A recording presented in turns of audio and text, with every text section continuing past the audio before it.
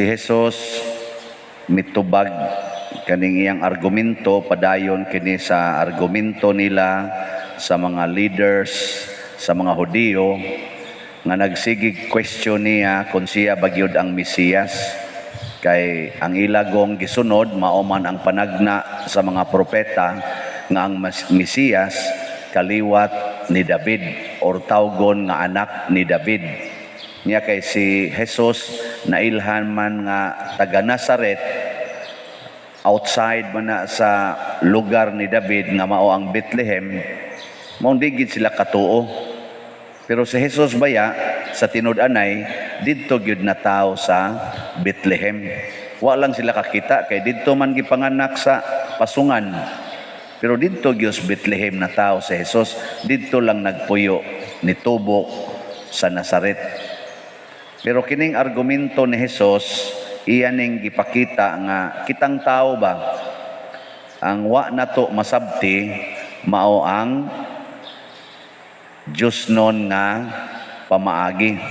Makasabot ta sa tawhanon, ma-explain nato ang tawhanon nga aspeto sa Mesiyas.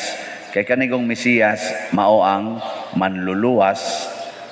Duha man ni siya ka levels, na ay manluluwas nga tawhanon, na say iyang pagkabanluluwas nga langitnon. Nya sa iyang pagkamanluluwas nga tawhanon, kaliwat siya ni David. Pero sa iyang pagkamanluluwas isip Dios, Ginoo siya ni David. Nakasabot mo wa? Wa mo kasabot. Basta sa iyang pag mo nga ningon siya diri, iya lang gitagaan ba og kuan ang ilang utok ba nga basig gapataka na lang mo giyaw-yaw. Basig ang inyong gipasabot nga kaliwat ni David, nga si David unang natao kaysa manluluwas. Dili na pasabot nga si David una nga natao kaysa manluluwas. Pero dinhis kalibutan, si David, siya mo'y unang natao kaysa manluluwas nga nahimong tao. Nya mao na kay ang manluluwas nga tinud-anay mao man ang Ginoo, Ginoo man siya ni David. Ang gusto ni Kristo nga atong puy-an or atong dawaton nga ang Mesiyas makahimo siya bisan unsang paagiha nga matawo siya sa kalibutan. Makahimo siya ba? Mingon ka, nganong nagtubo man kas Galilea? Yan, buot ay kas Mesiyas, nga Ginoo man siya. Di man siya makontrol og tao. Amo na, di nato kontrolon ang Ginoo. Tagaan ta mog sampol ha, kanang imong pagkaway bugas. Wa kay kwarta, nasakit pagyud ka. Nya porte nimong buotana kay magsigi kag simba. Unsa man, magmahay kas Ginoo dili. Na mga naong ninyo ang butlag, di ba magmahay? Unya, tuwa hinoy imong silingan, nga wagi simba-simba, magpunay paglibak nimo, perti pag yung isuga, mao mahinoy arang-arang pagkabutang. Ikaw hinong gasigig simba, gatinarong, nagsigi naman hinoong kag antos sa tumang kalisod o mga kasakit. Usahay mo, ingon rabatana, Ginoo, unsa man ka? Wa ka kakita nako sa akong kahimtang. Muna pugson dayon nimo ang imong isigataw, tabangi taon ko ninyo og ampo nga masolbad ni akong problema.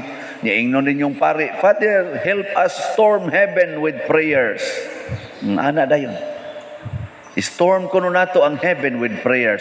Mura ba hinuog kita na hinuon maoy nagmaster sa Ginoo? Mura ba ang ato ng pagbuot mo'y matuman? Karon baliha. Ingna ang Ginoo, ako ginang Ginoo. Kining akong kasakit, nahibaw-an niya. Nya mausad ni ang iyang gihatag nako, ug mao ni ang makalipay nako. Ang wa nako mahibaw unsao nako nga malipay ko aning akong pagkaway bugas niining akong sakit. Tanawa, di ba pahinumduman dayon ka ni Kristo or sa Ginoo. nganong nalipay man si Saint Francis of Assisi nga nagpakilimos kaysa magpahimos atong dako kay niyang bahandi. Nganong mas nalipay man siya nga nahimong makililimos. Nganong mas nalipay man si San Roque nga gipriso siya siyang uyuan didto sa kaugalingon niyang balay niya naganto sa sakit hangtod namatay kaysa pakpakan siya og alimahan siyag maayo. Nganong nalipay man siya ato? Nganong nalipay man si Saint Teresa of the Child Jesus didto sa iyang pag-antos sa tuberculosis for 5 years hangtod siya namatay kaysa himsog siyag lawas unya mahimo patingali siyang superior sa ilang Carmelite orders. Nganoan? Kay bao mo? Kay bao? Di man mo Ginoo. Ay na nagpangutana. Mao na day problema, di man ta Ginoo. Mao na sa atong unang pagbasa, ang upat ka tuig nga pag-antos ni Tobit. Si Tobit ba mo may kuan diri? Nabugtian og dili ma-explain nga kalipay sa dihang naayo siya sa iyang katong katarak. Kadto yang upat ka tuig nga nga pag-antos, giandam di ito aron siya maka-experience og dili ma-explain nga kalipay. Munang kasigir siya daygon ang Ginoo, daygon ang Ginoo. Ang iyang anak nga si Tobias, purtis ang lipaya. Kaya siya man to'y nangitag tambal para sa iyang papa. Nakapangasawa na mahinoon siya dito, hinoon atong Sara. Sa sige niyang pangitag tambal ba, niya naayo pag yun iyang papa, napangasawa pag yun si Sara. Niya si Sara, nag-antos ba yato? Porting antos ni Sara, kay so nang kay namatay ang iyang 7 ka bana. O karon hinoon na hinoon siya bana, buutan pag yun, Diyos nun pag yun, wa pag yun mamatay. Usahay man gud ni mga igsoon kining atong kasakit ba ug di ta kabantay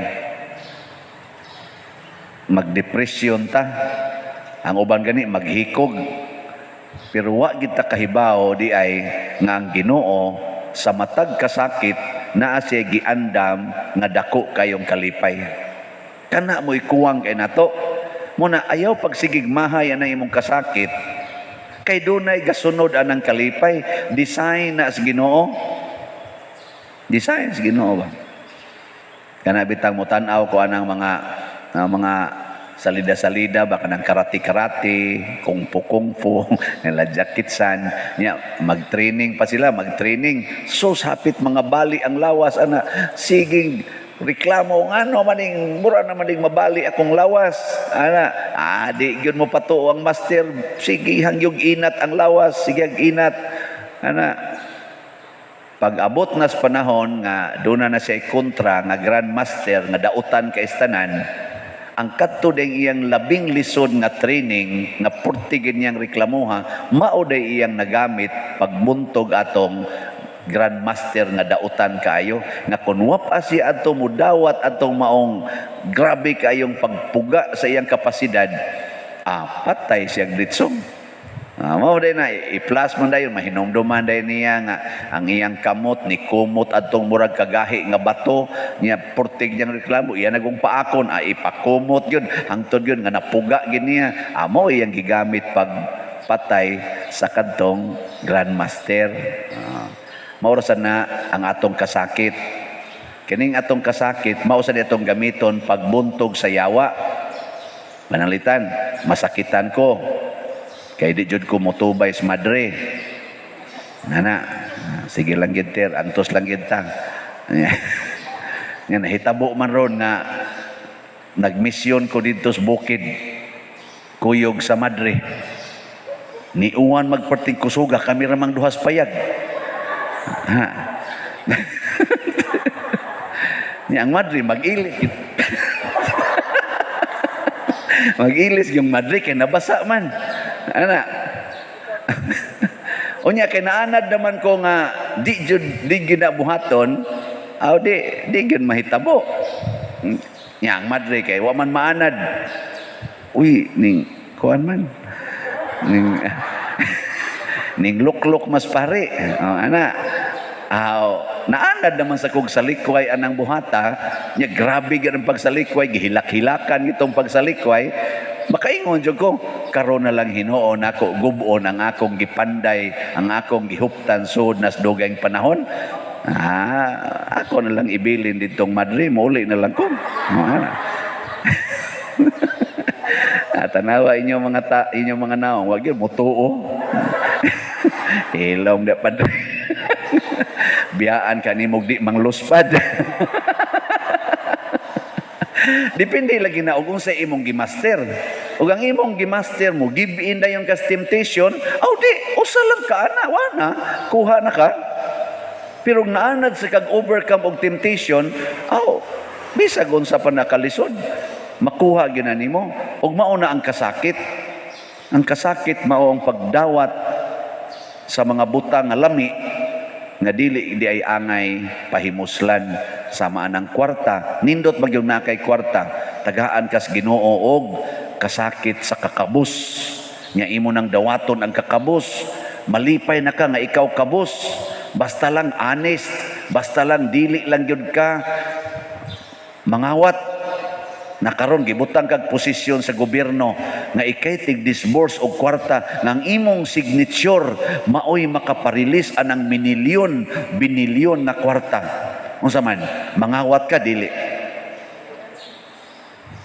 But lang ka ninyo. Sige na, manindog na ta.